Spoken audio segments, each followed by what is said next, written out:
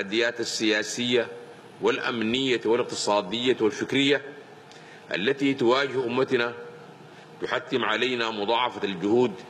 من أجل تعزيز وتطوير العمل العربي المشترك وإعلاقهم الحوار، وأن ندرك أن الخروج من هذه الأزمات يكمن في وعينا وإدراكنا بأننا نمثل قوة بشرية واقتصادية وسياسية وعسكرية لا يستهان بها، إذ ما قدر لهذه الموارد أن تتوحد وتتكامل وتسخر في خدمة قضايانا المشتركة. وفي ضوء ذلك نجد أنه من الضروري أن تخرج قمتنا هذه بقرارات من شأنها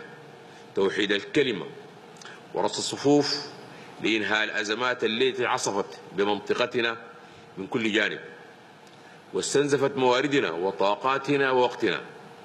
حتى نتفرغ للبناء وإعادة الإعمار تحقيقا للأهداف السامية التي أنشأت من أجلها الجامعة العربية، والمتمثلة في تحقيق التضامن العربي والوحدة الاقتصادية واستعادة الحقوق المسلوبة لأمتنا العربية، كما إننا نتطلع لولوج مجال